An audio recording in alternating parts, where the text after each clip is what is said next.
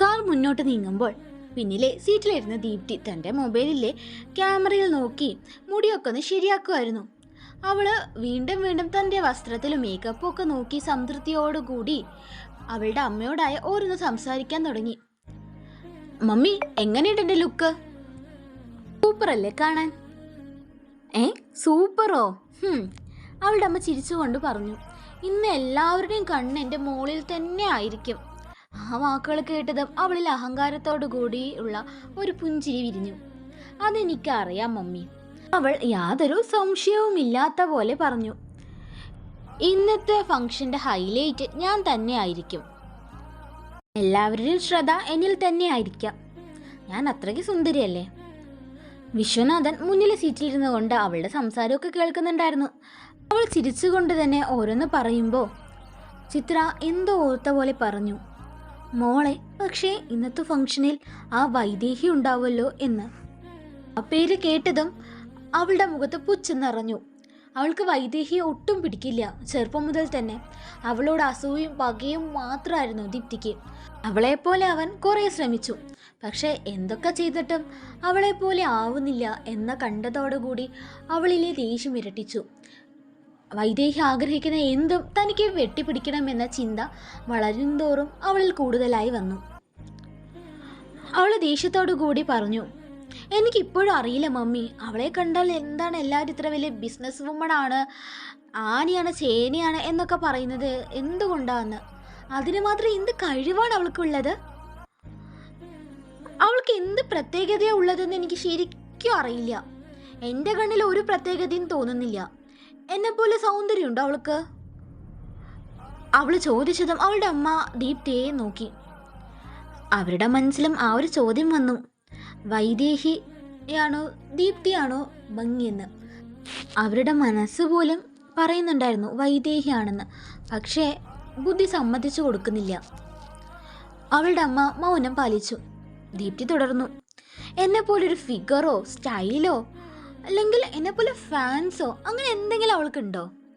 എത്ര വില കൂടിയ ഡ്രസ്സ് ഇട്ടാലും എത്ര വലിയ ബിസിനസ് ചെയ്താലും ഒരു പെണ്ണിൻ്റെ സൗന്ദര്യം എങ്ങനെ ആയിരിക്കണമെന്ന് എന്നെ കണ്ടുപഠിക്കണം. വൈദേഹിക്ക് പണവും അധികാരവും ഒക്കെ ഉണ്ടാവും, പക്ഷേ അവൾക്കൊരിക്കലും എന്നെ പോലെ ആവാൻ പറ്റില്ല. അവള് എൻ്റെ മുമ്പിൽ ഒന്നുമല്ല. ആ വാക്കുകൾ കേട്ടതും വിശ്വനാഥൻ അവളെ ഒന്ന് നോക്കി. പക്ഷേ അയാൾ അവളെ തിരുത്താൻ തയ്യാറായില്ല. മറിച്ച് അയാളുടെ ചുണ്ടിൽ ഒരു പുഞ്ചിരിയാണ് വിരിഞ്ഞത്. അത് ദീപ്തിക്ക് കൂടുതൽ ധൈര്യം നൽകി. സത്യം പറഞ്ഞാൽ അവൾ പറഞ്ഞ കാര്യം ശരിയാണ്. ഒരിക്കലും വൈദേഹിക്ക് ദീപ്തിയാവാൻ പറ്റില്ല. വൈദേഹി മറ്റൊരു ജനസാണ്. പകയിൽ നിന്ന് ഉയർന്നെഴുന്നേറ്റവളാണ്. വേദനകളെ തരണം ചെയ്തവളാണ്. ഒരു പെൺകുട്ടിക്ക് സഹിക്കാവുന്നതിലും പരമാവധി അവൾ ബാല്യകാലത്തിൽ തന്നെ സഹിച്ചിട്ടുണ്ട്. അതിൽ നിന്നെല്ലാം പൊരുതി വന്ന അവള് വിശ്വനാഥനോ അല്ലെങ്കിൽ ദീപ്തിക്കോ ഒന്ന് തൊടാൻ പോലും ആവാത്ത അത്ര മുകളിലാണ്. അവള് കരുതുന്നത് പോലെ വൈദേഹി ഫംഗ്ഷൻ വരുമ്പോഴും അച്ഛൻ അവാർഡ് വാങ്ങുമ്പോൾ മകളുടെ സ്ഥാനത്ത് താൻ നിൽക്കുന്നത് കണ്ട് വൈദേഹിയുടെ മനസ്സ് കലങ്ങി മറിയുമെന്നും അവൾക്ക് എത്ര പവർ ഉണ്ടെങ്കിൽ പോലും ഇന്നത്തെ രാത്രിയിൽ അവൾ ഒന്നുമല്ലാതാവുമെന്നും അവൾ കരയുമെന്നും ഒക്കെയാണ്. അങ്ങനെയൊക്കെയുള്ള ധാരണകളാണ് ദീപ്തിയുടെ മനസ്സിൽ. ദീപ്തി വീണ്ടും വസ്ത്രത്തിലേക്കൊന്ന് നോക്കി ആത്മവിശ്വാസത്തോടു കൂടി പറഞ്ഞു, എന്തായാലും ഇന്ന് അവിടെ കലക്കാൻ പോകുന്നത് ഞാനായിരിക്കും. അവളുടെ അമ്മ ചിരിച്ചുകൊണ്ട് അവളുടെ കയ്യിൽ പിടിച്ചു. അതാണ് എൻ്റെ മോള്. ദീപ്തി വീണ്ടും ചിരിച്ചു. വൈദേഹി ആ പേര് പതിയെ ഉച്ചരിച്ചു. എന്നെങ്കിലും അവൾ മനസ്സിലാക്കണം, നമ്മളെ തോൽപ്പിക്കാനാവില്ലെന്ന്. അവൾക്ക് എന്നോട് മത്സരിക്കാൻ പോലും യോഗ്യതയില്ലെന്ന്. അവളത് പറഞ്ഞു. വിശ്വനാഥൻ്റെ മകളാണ് താൻ എന്ന ഒരു വിശ്വാസത്തിൻ്റെ പുറത്താണ് അവൾ അത് പറഞ്ഞത്. അച്ഛൻ്റെ പേരിൽ ഷൈൻ ചെയ്യാനാണ് അവൾ നോക്കുന്നത്.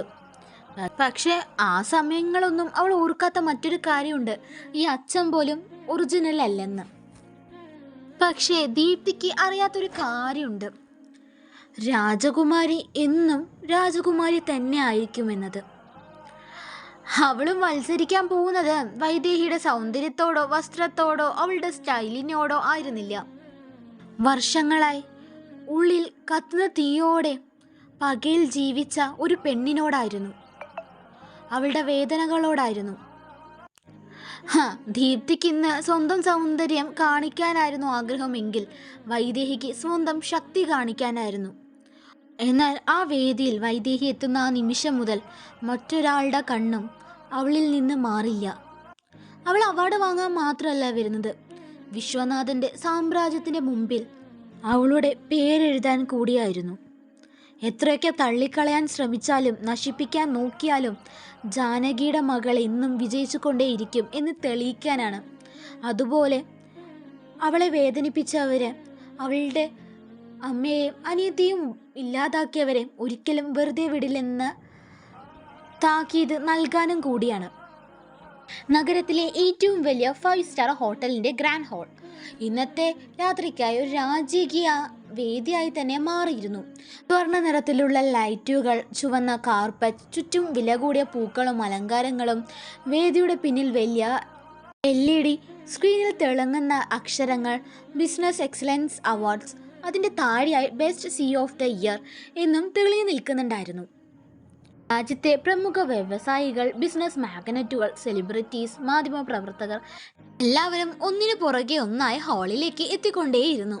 ക്യാമറകളുടെ ഫ്ലാഷുകൾ ഇടയ്ക്കിടെ മിന്നിക്കൊണ്ടേയിരുന്നു. വലിയൊരു ബിസിനസ് സാമ്രാജ്യത്തിൻ്റെ തലവന്മാർ ഒരേ വീതിയിൽ ഒത്തുകൂടിയ ആ രാത്രിക്ക് ഒരു പ്രത്യേക ആവേശം തന്നെ ഉണ്ടായിരുന്നു. അതിനിടയിൽ വിശ്വനാഥനും ഭാര്യയും ദീപ്തിയും ഹാളിലേക്ക് എത്തി. അവരെ കണ്ടതും ചിലർ എഴുന്നേറ്റ് അഭിവാദ്യം ചെയ്തു, ചിലർ അടുത്തേക്ക് വന്ന് കൈയൊക്കെ കൊടുത്തു. Viswanathan sir, congratulation in advance, ഇത്തവണയും അവാർഡ് സാറിന് തന്നെ ആയിരിക്കും. ആ വാക്കുകൾ കേട്ടതും വിശ്വനാഥൻ്റെ മുഖത്ത് പതിവ് പോലെ അഹങ്കാരമായിരുന്നു. താങ്ക് യു, അയാൾ എല്ലാവരോടായി പറഞ്ഞു. അയാളുടെ ഭാര്യ എന്ന് പറയുന്ന ചിത്രയുടെ മുഖത്തും ദീപ്തിയുടെ മുഖത്തും അവരോടാണത് പറഞ്ഞത് എന്ന രീതിയിലുള്ള അഹങ്കാരവും ആത്മവിശ്വാസവും അഭിമാനവും ഒക്കെ ആയിരുന്നു. ദീപ്തി ചുറ്റും ഒന്ന് നോക്കി, ആരൊക്കെയാണ് തന്നെ ശ്രദ്ധിക്കുന്നത് എന്നറിയാൻ വേണ്ടി നോക്കിയത്. പക്ഷേ വിശ്വനാഥൻ്റെ കണ്ണുകൾ മറ്റൊരാളെ തിരയുകയായിരുന്നു ആ നിമിഷം. വൈദേഹിയെ, അയാളുടെ മകളെ. അങ്ങനെ പറയാൻ യാതൊരു യോഗ്യതയും അയാൾക്കില്ല, എങ്കിലും അയാളുടെ കണ്ണുകൾ എന്തിനു വേണ്ടി അവളെ തിരഞ്ഞുകൊണ്ടിരുന്നു. അയാൾ ഇടയ്ക്കിടെ ഹാളിൻ്റെ പ്രവേശന കവാടത്തിലേക്ക് നോക്കി. പിന്നെ കുറേ പ്രാവശ്യം നോക്കിയപ്പോൾ ആരെങ്കിലും തന്നെ ശ്രദ്ധിക്കുമോ എന്ന പേടിയിൽ കുറച്ചു നേരം അയാൾ നോക്കാതിരിക്കും. പിന്നെ വീണ്ടും നോക്കും, അവൾ വന്നു എന്ന്. അവൾ വന്നിട്ടുണ്ടായിരുന്നില്ല. വീണ്ടും കുറച്ച് സമയം കഴിഞ്ഞപ്പോൾ അവൻ വാതിലിലേക്ക് വീണ്ടും നോക്കി. ഇല്ല. വിശ്വനാഥിൻ്റെ മുഖത്ത് ചെറിയൊരു അസ്വസ്ഥത തെളിഞ്ഞു. ഇനിയും വന്നില്ലേ? ഇനി അവൾ വരില്ലേ? അവൻ മനസ്സിൽ ചോദിച്ചു. അയാൾക്ക് വൈദേഹിയെ കാണാനുള്ള ആഗ്രഹം കൂടിപ്പോയി. ഉപേക്ഷിച്ചു കളഞ്ഞതാണ്. മകളായിട്ട് കണക്കാക്കിയിട്ട് പോലുമില്ല. ചത്തോ ജീവിച്ചോ എന്നുപോലും കഴിഞ്ഞ 20 വർഷമായിട്ട് അന്വേഷിച്ചിട്ടില്ല. അമ്മ മരിച്ച 9 വയസ്സിൽ അനാഥയായതാണ്. വെറുതെ ഒന്നുമല്ല, തൻ്റെ ചതി മൂലം ആണ് അവളുടെ അമ്മ ആത്മഹത്യ ചെയ്യാൻ ശ്രമിച്ചത്. അതും 2 മക്കളെയും കൊണ്ട്. അതിൽ ഇളയ മോളും അമ്മയും മരിച്ചു. ഇവൾ മാത്രമായത് ബാക്കിയായത്. എന്നിട്ട് പോലും ആ കുഞ്ഞിനോട് ഇത്തിരി ദയ പോലും അയാൾ കാണിച്ചിട്ടുണ്ടായിരുന്നില്ല. പക്ഷേ ഒറ്റയ്ക്ക് അവൾ ഇത്രയും വലിയ നിലയിലെത്തി എന്നറിഞ്ഞപ്പോൾ എവിടെയോ ഒരു ചെറിയ അഭിമാനം അയാൾക്ക് തോന്നിയിരുന്നു. അയാൾ വീണ്ടും വാതിലിലേക്ക് തന്നെ നോക്കിക്കൊണ്ടു നിന്നു. 20 വർഷത്തിന് ശേഷം അച്ഛൻ മകളെ കാണുമ്പോൾ എന്തായിരിക്കും പ്രതികരണം? അയാളുടെ മനസ്സ് മാറോ? വൈദേഹിയെ സ്വീകരിക്കുമോ? അവളോട് സ്നേഹത്തോടെ പെരുമാറോ? അതല്ല, വൈദേഹി എങ്ങനെയായിരിക്കും തൻ്റെ അമ്മയുടെയും അനിയത്തിയുടെയും മരണത്തിന് കാരണക്കാരനായ ആളോട് പെരുമാറുക? അടുത്ത പാട്ടിൽ കാണാണ്ട് ഗൈസ്. ഇഷ്ടമായ സബ്സ്ക്രൈബ് ചെയ്യണേ. Thanks for watching.